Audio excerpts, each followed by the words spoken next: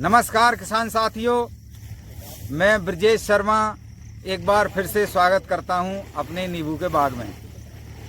साथियों, आज 15 अक्टूबर 2022 है और आज हम आपसे ये चर्चा करेंगे नींबू के बाग में इंटर क्रॉपिंग कब तक लेना चाहिए, इंटर क्रॉपिंग से क्या लाभ हैं और क्या हानियां हैं।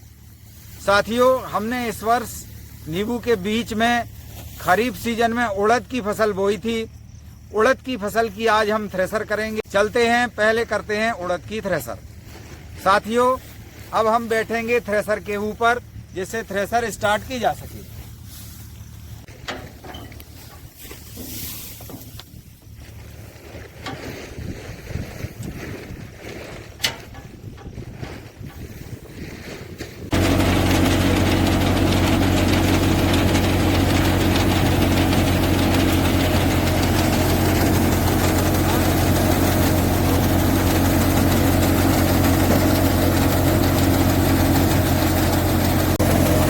उड़द की थ्रेसर चल रही है।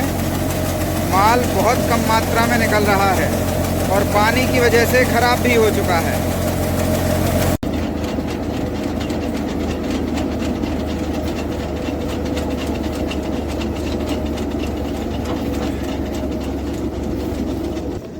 तो अभी हमने थ्रेसर की है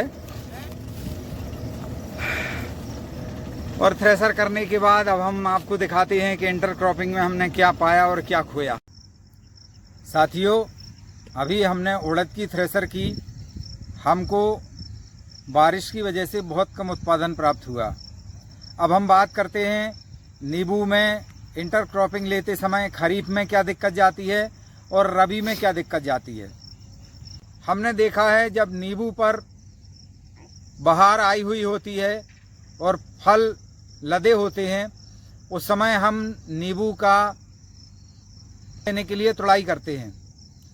साथियों, जब हम तुड़ाई करते हैं तो हमें कुछ अधिक मात्रा में सहयोगियों की आवश्यकता होती है और हम अपने खेत में बाहर से भी लोगों को बुलाते हैं नींबू के फल तोड़ने के लिए।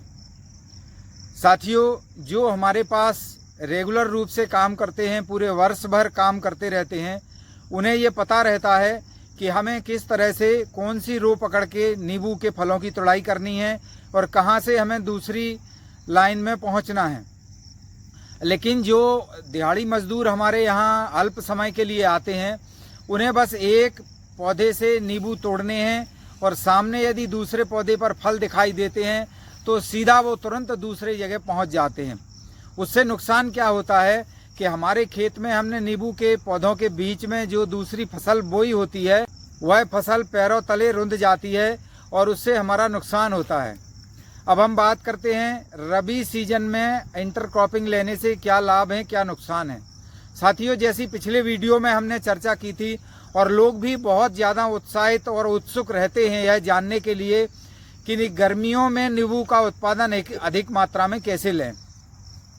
तो उस समय होता क्या है कि जब हम रबी सीजन में फसल बोते हैं तो हमें उस रबी सीजन की फसल में अधिक उत्पादन लेने के लिए सिंचाई करनी पड़ती है और वही समय रहता है हमारे नींबू में फूल आने का। जब हम रबी सीजन में इंटर क्रॉपिंग वाली फसल में सिंचाई करते हैं तो हमारे नींबू के पौधों से फल ड्रॉप हो जाता है, नीचे गिर जाता है। इसके बाद क्या होता है, पहला नुकसान ये हुआ। दूसरा नुकसान साथियों क्या होता है कि जब कुछ फूल टिका भी रहता है तो उधर मार्च में जब हमारी ये इंटर क्रॉपिंग वाली फसल पक जाती है और हमारे नींबू में सिंचाई करनी होती है या हमको कोई दूसरा उनके लिए राहत भरा कार्य करना होता है, जैसे बोर्डो पेस्ट करना है, दोबारा से करना पड़े या कोई स्प्रे करना है उनके ऊपर, तो हम ये फसल पकने की वजह से खेत में नहीं घुस पाते, जिसकी वजह से हमारे नींबू में नुकसान होता है। साथियों, हमारा उड़द की थ्रेसर दिखाने का उद्देश्य केवल यही था कि हम आपको दिखा सकें कि इंटर क्रॉपिंग में हमें बहुत ज़्यादा लाभ नहीं होता है, क्योंकि हमने ट्रेडिशनल फसल बोई हुई थी। यदि हम कोई मेडिसिनल प्लांट भी लेते हैं तब हमें नींबू में इधर नुकसान होता है। तो हमारा ये आप सबको सुझाव है कि नींबू में हमें तब तक इंटर क्रॉपिंग लेना चाहिए जब तक कि हमें उत्पादन शुरू ना हो जाए।